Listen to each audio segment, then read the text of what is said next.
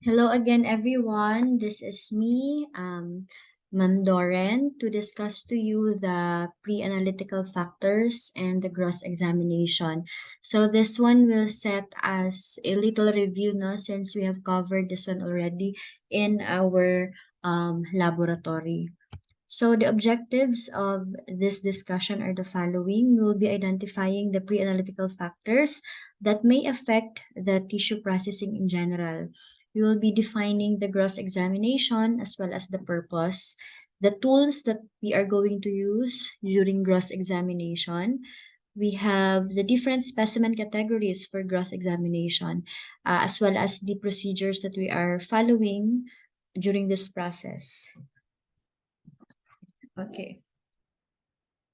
So, pre-analytical factors, these are the factors that we are identifying in order for us to know or to have a better result in performing or for the overall processing of the tissue. So we have already performed this one in the laboratory, no? So we prefixed our sample or our tissues is initially fixed before the actual gross examination. So always remember that gross examination must not be performed to a fresh sample. So it should be prefixed. The sample must be preserved. So we need to observe proper tissue to fixative ratio, which is 1:20. So 1 for the size of the tissue and 20 for the amount of fixative that we are going to use. So in the laboratory, the most common fixative that we are using is the 10% formaldehyde. So for a tissue with 3 to 5 millimeter thick, it should be fixed for 6 to 48 hours. But in our case, as what I have mentioned during our laboratory, the longer the fixation time, the better. So for a much larger tissue, such as the limbs, so it should be sectioned prior to fixation in order to allow proper fixation of the sample. Okay, so upon reception or receiving the sample, so we must check the label if it is properly labeled. So there are four important things that must be seen on the container. The first one is the patient's name, then the specimen source or what type of the specimen. Next, kindly add na lang the time and date of collection. And the fourth one is the name of the surgeon. Okay, so all of those information must be seen on the container, and it should be sent together with the pathology requisition form. Inside the requisition form class, we can see the information, basic information about the patient, clinical diagnosis, what are the signs and symptoms, clinical history of the patient, and the preoperative diagnosis. Okay, so upon receiving as well, we should check our specimen if it is or naa siya yung mga grounds no for sample rejection. So the following are the different criteria. So number one, if there are discrepancies between the requisition form as well as the label on the specimen or on the container. So dapat nakamatch.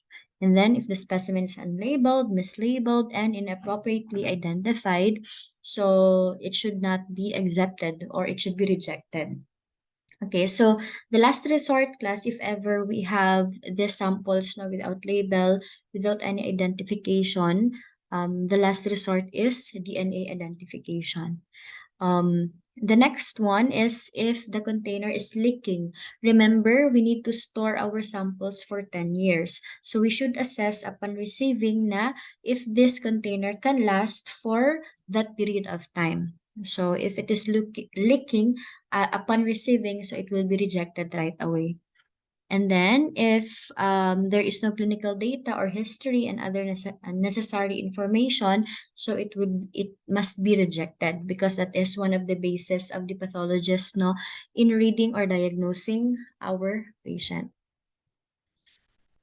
Okay, after that is the specimen accessioning. After ensuring that your sample is fully labeled, the information already matched, you can now assign accession number onto our tissue.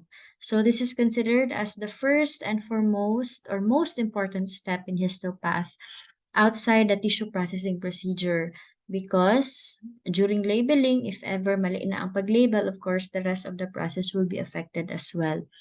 So each of the specimen class, they are given a unique identification number that will identify each specimen for each of the patient. So we are using this one, the accession number, for easier ang retrieval of specimens of the slides as well as the tissue blocks.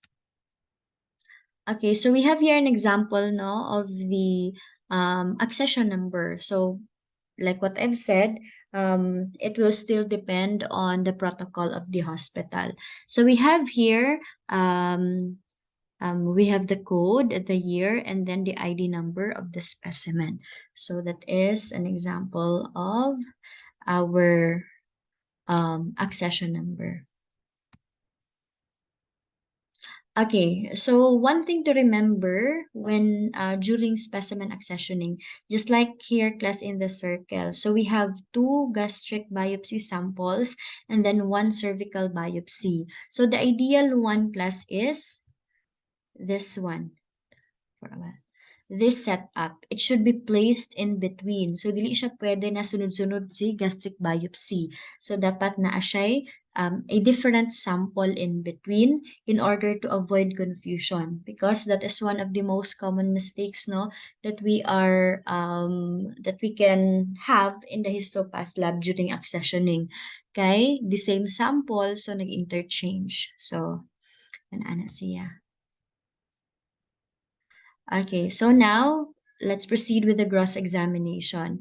So this one involves describing the specimen, placing all of the tissues or parts of the tissues inside our tissue cassette. And then this is one of the basis of the pathologist diagnosis. And during gross examination as well, class, this is where the pathologist will going to choose a representation of the tissues, most especially if our tissue kay large in size. Okay, so the following are the different materials that we are using during gross examination. So, aware na mo ani, hawad na mo ani gross examination since we already performed this one. But again, as what I have mentioned in the laboratory, the ideal chopping board is color white for us to clearly see the our tissues. Okay, next we have here the gross table.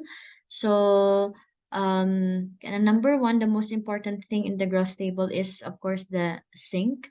And then it must have a water supply because we are going to wash no, our tissues during gross examination. And then on top class, on this portion, naadiri ang ventilation system. So, as what we have experienced no, during our laboratory, lahi gud ang baho ni formalin. So it is not really good if naatay ingon ani na smell during gross examination. Okay. The next one is we have our specimen categories. I have mentioned this already in our laboratory. We have 5 categories all in all. From categories A to C, so allowed lang si MedTech to perform the gross examination.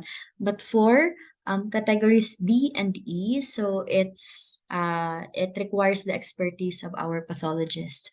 Okay, the first one is the category A. So this one, specimens only requiring transfer from container to tissue cassette. So just like this, it is just a very small tissue. So we often describe this one as a minute, received a minute tissue or tan brown tissue, and then you just have to transfer it on our tissue cassette. So ideally, it must be wrapped in a filter paper for us to ensure that our sample is still present no until the last processing, which is infiltration.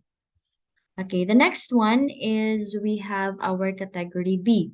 So this one class naman, it requires a transfer, but we need to slice or cut our tissues into half for us to see what's inside if there are still discoloration. And if there is any, so we are going to describe it. So more examples of our tissues class under categories A and B. For our category A, so we have our endometrium. So this is just the scraping no, on the endometrial lining. So we have breast core biopsies. This one was removed through core needle biopsy. We have the colonic series. So they are just very small. You just have to transfer it, place it inside the filter paper or the gauze, and then isulod na dayon siya sa ato ang tissue cassette. For our category B naman class, so small lang gihapon ang iyang size. So we have here the lipoma. Usually our lipomas class, they are made of fatty tissues. So fats lang yun na siya inside. We have our small skin biopsy and our cervical large loop excision or transformation zone. That is the meaning of LLETZ. Okay, the next category, we have category C. So the following are the examples. We have the prepuce, the gallbladder, hemorrhoids, and the appendix. So low level lang man siya of diagnostic assessment, and medtechs can describe naman this type of samples. Okay, the next one is we have category D and E. So as what I have mentioned, this one requires the expertise of our pathologist. For our category D naman class, so we have here pigmented skin lesions. So if the lesions class, kaya wala siya any form of discoloration, so okay lang na si medtech ang mag-perform. But if na siya presence of pigments, just like this in the picture, so si pathologist na ang mag-describe. We have this, the large intestine. So, based on my experience, no, so baho yun na siya ng mga colon nato ng mga intestine sa mga stomach na part. Kay naman yun na siya ma-appeal, no, during gross examination. We have here skin markers. Ang sa maning markers. Kining example of this one is the presence of suture.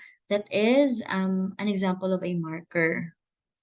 Okay, and then we have the salivary gland tumor. So any forms of tumor, mapabenign man na og malignant, so pathologist gihapon ang mag-perform og gross examination.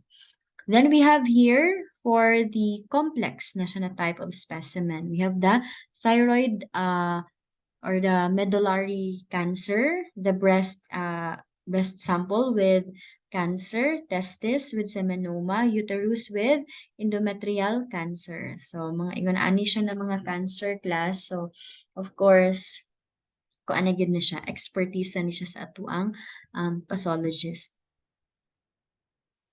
Okay, so there are specimens class that we can receive in the histopath lab, but it is not subjected for further processing. So it is only for kanang passing or for gross description only, because this one is removed in the body not because of abnormality but because of some instances where this part or this tissue must be removed in the body. So usually they are sending this one in the histopath lab. The main reason is for disposal. Okay, so we have here the following list that are exempted for routine microscopic review. So unless otherwise na it was stated no during submission. Okay, so we have here the accessory digits. So makakita man siguro ana no na sobra ang iyang fingers or na sobra ang iyang toes. So the excess one will be removed and it will be submitted to the histopath lab for description only.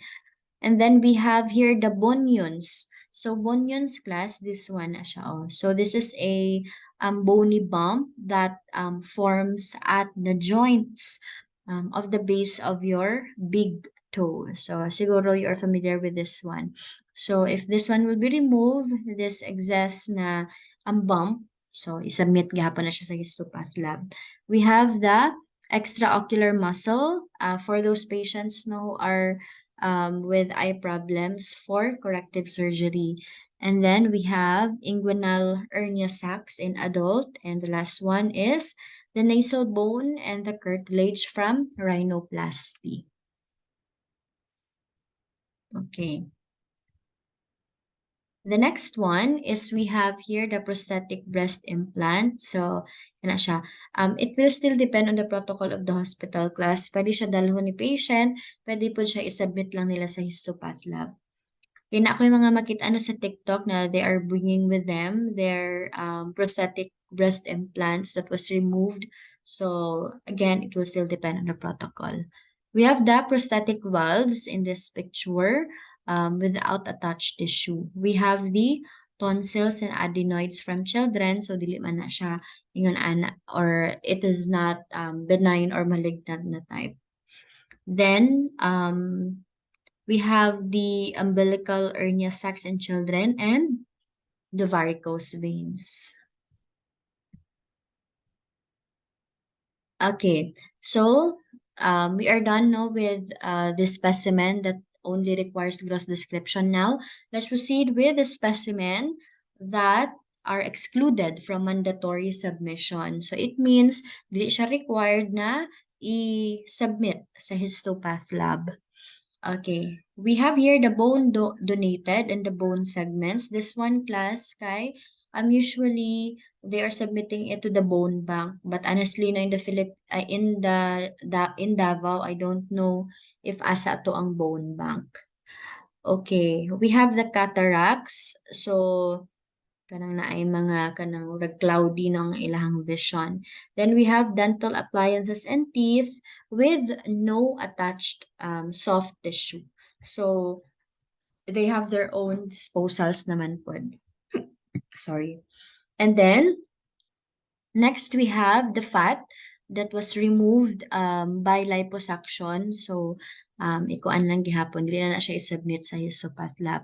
We have foreign bodies. Example of that is the bullet or other medical legal evidence. It will be given directly to our law enforcement personnel. We have the foreskin from circumcision. So no need to pass it to the histopath lab as well.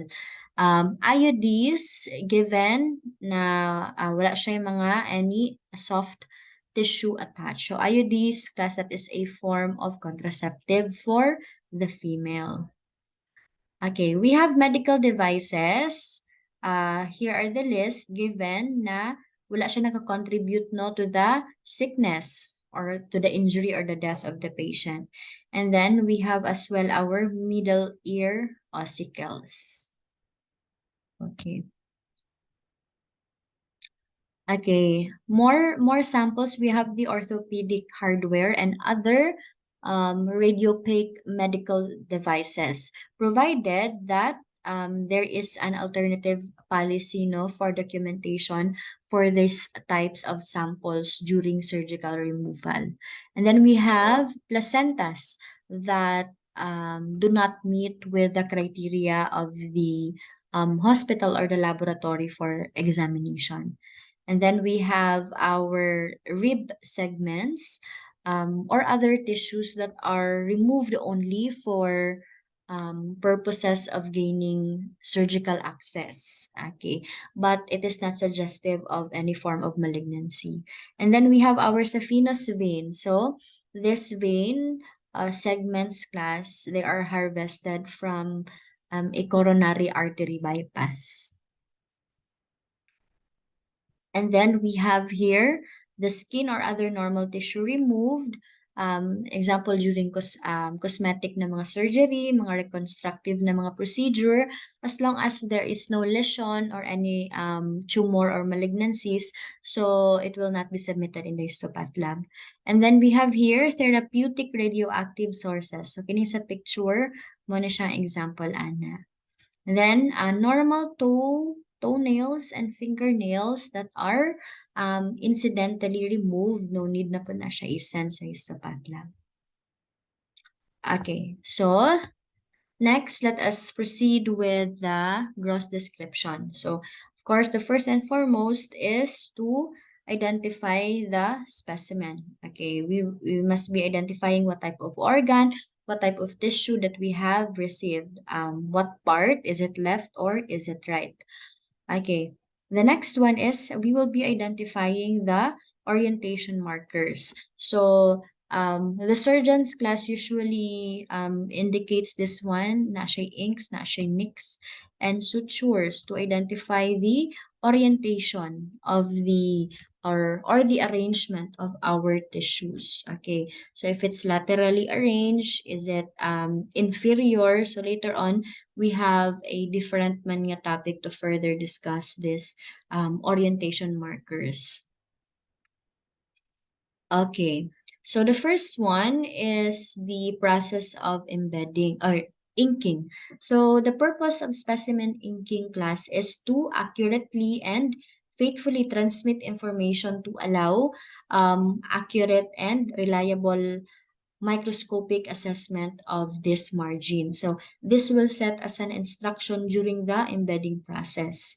Okay, so for we are using class the India ink, okay, to have this inking process. And we are using as well class different color scheme no to um color scheme to identify its orientation. So we have the blue, green, black, red, yellow, and orange with the following orientation or location. So if two or three colors lang ang needed, so the recommended color to be used or the preferred color to be used is the black, blue, and the orange. Okay, so if you want to remove this one class, the ink, we can use acetic acid. Okay. The next one is the suturing. Okay, so the pathologist class will identify if unsa ang location sa suture. Just like in this picture. So it is on the top. So ang pag-describe ani during gross description is 12 o'clock. Okay, ang present 12 o'clock kung asa located ang suture. The same way with this one class. It's 3 o'clock. Okay. Yeah, after that, you're going to describe the notable characteristics and a type of specimen. What are the shape, the color? Is it tan brown? Is it black? The texture and the consistency. Then odor. Ang odor class, it is only noted if the smell is obvious. So, the pathologists don't routinely sniff specimen. So this is only for kanang noticeable gid kaayo ang iyahang smell. Okay, then for the dimension, we are using centimeter to measure our sample. So three dimensions ang requirement: the length by width times the height. And then for the weight, so this is only required for our samples that are hyperplastic. Example, ani our uterus, the endocrine, the breast, the kidneys, those are types of tissues that requires to be weighed. Okay. So right after that, after describing our tissues, now we are now ready for sectioning. Okay, so or removing or getting a representation of the sample. So, if the si pathologist class nigamit siya og 5 ka tissue cassettes, we must indicate it as well on our during taking down notes that 5 cassettes ang nagamit. And the recommended size of the specimen is 3 by 2.5 by 0.4 centimeter. It's because that is the standard size of our tissue cassette. Okay. So, okay. So when sectioning small specimen class, so we just have to cut it serially about 2 millimeters thick to look for small lesions. And we just have to check what's inside. And then for our large specimen class, we are going to perform the bread loafing technique. Okay, so to check the inner areas if there are any presence of tumors or discoloration. So this one naman class on this picture, this one is this is a tissue that was removed during the process of cystoprostatectomy. So this is an en bloc excision of all cancer-bearing tissues in the pelvis, including the bladder, the prostate. Okay, so if na mga tumors, bladder to prostate will be removed. And then we have the labeling. So label on this portion plus label on the paper tags. We must use the lead pencil no during labeling. So you already know about this one. So this is an example of our result. Okay, so depending on the style no, of our pathologist, there are pathologists who are describing our specimen in like this lang na manner, very simple lang siya na description.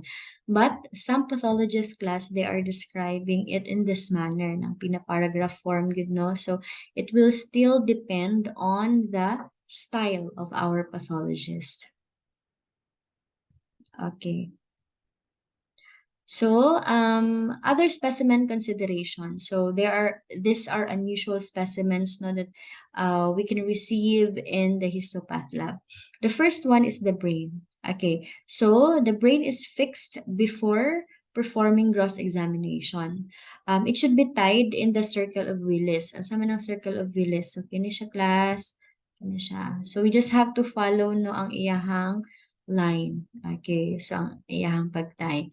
So let's say this is our container. Okay. So, dapat ang brain class, dili siya matotally ansa ni touch ang bottom and the side. So, dapat na siya hikot. Okay. So, in order to avoid deformities, if ever matouch siya sa bottom or the side, of course, it will follow the shape of the container since brain is a soft tissue.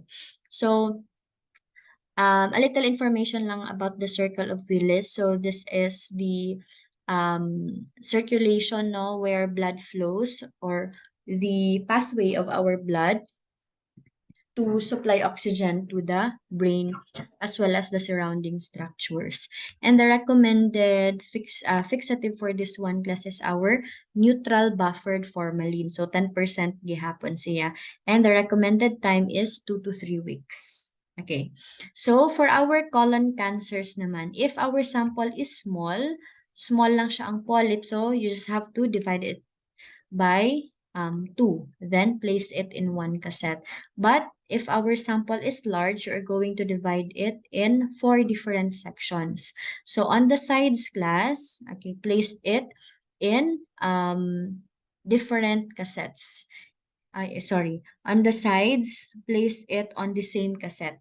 And on the middle, the one that is divided on the middle, so place it in different cassettes. Okay, so that is how you're going to arrange or place it in our tissue cassette. Next is for our dermatologic specimen. So we have here a picture of a skin lesion. So vertical orientation must always be maintained. How are we going to identify na vertical na siya? So we just have to look at the marker, which is the suture. So we are going to dissect it 4 millimeters ang iyahang distance with 2 to 3 millimeters ang iyahang interval. Okay. And submit in 1 or more cassettes. And for the eyes, we need to inject the fixative inside in order to allow proper or preservation inside the eyes. And for our hard tissues class, of course, it must undergo the process of decalcification. Okay, and then for our hollow structures, example, Annie, is the stomach. So, we must place cotton inside with fixative, that is soaked in fixative, for us to maintain the shape of the stomach. Okay. And then for the lymph nodes naman, so it should be entirely submitted in the histopath lab. And for the process of mastectomy, the pathologist is noting for the weight, the size of the breast, if there are any presence of axillary dissection, skin ellipse, nipple scar, if there is any, and the basal margins. Okay. So lastly, for our pediatric specimen, so we need to handle it with care since usually class it is submitted in a fresh state. So usually the follow-up gud mi ani no sa surgeon if naapay mga additional test kay usahay ulahi na mag-ingon nga na additional test. So that we can preserve the sample ahead of time. So we will be the additional tests can be immunohistochemistry, pwede po siya flow cytometry and cytogenetics. And for our specimen with tumor, the size and the site of tumor must be noted, and the location and the structure invaded by the tumor must be noted as well, and the rest of this identifier. Okay, so those are the different information or additional information during the pre-analytical factors before the fixation proper. Okay, so the following are the references for this discussion. So thank you and keep safe, everyone.